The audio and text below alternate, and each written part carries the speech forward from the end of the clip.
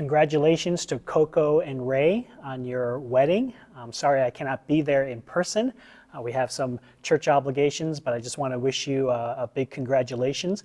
I would like to share a few words with you as words of encouragement that I have found in my life as helpful as well in my own marriage.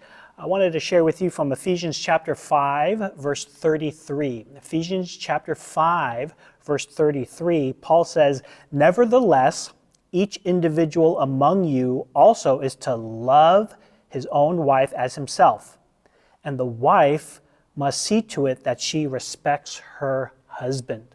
And here Paul kind of summarizes kind of the secret to having a successful marriage and a blessed marriage, and that's love and respect. Love and respect. I was reading an article about survival, about the human body. And I don't know if you know this, but the average human body can go 3 weeks without food before that person dies. So you can go 3 weeks without food. After 3 weeks, the average human body will die. The average human can go 3 days without water. And then after 3 days, the average human body will die without water. The average human can go 3 minutes without air. After 3 minutes, the average human will die. Food, water, air are things that we need. It's not a question of I deserve air or I deserve water. This is what we need in order to live.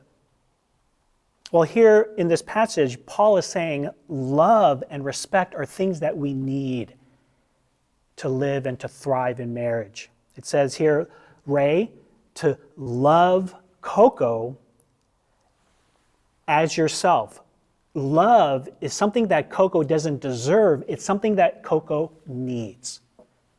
And Coco, the Bible says that respect is something that Ray needs. It's not a question of deserving. It's a question of, as a husband, that is what he needs to thrive in marriage. A few years ago, I had a chance to attend one of my professors, his 50th wedding anniversary. And I got a chance to know him when I was in seminary, and I knew he had a very wonderful marriage to his wife. And so I just asked him, I said, "Professor, can you tell me what is the secret to the longevity of your marriage?" And I remember him looking at me and he said, "Oh, Jason, that's such an easy question to answer." And he told me, he said, "Jason, 50 years ago, when my wife and I got married, we both kneeled down and prayed and dedicated our marriage to the Lord. And then," he said, "we also made an agreement that day that if we had an argument, whoever was more wrong would go out for a walk."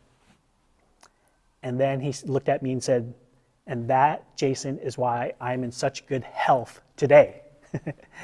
Now, there's no way that my professor was always more at fault whenever they had an argument. But I learned something very important that day from my professor, and that is his deep conviction was that his love and his marriage was far more important to him than any petty issue that he would have with his wife. His pleasant spirit, his deep conviction of love for his wife, and realizing this love is what God has given him, is what kept their marriage so strong and so admirable to so many people, including his own kids. Love and respect are essential. It's not a question of, oh, Ray just doesn't deserve to be respected, or, Coco doesn't deserve to be loved. It's not a question of deserving. It's a question of how God made you, and he made you where love is what a wife needs. Respect is what a husband needs. Coco and Ray, may God bless your marriage. May he guide you through all of the joys and the sorrows through all of the triumphs and the tears, and may his love always continually be with you forever. God bless you guys.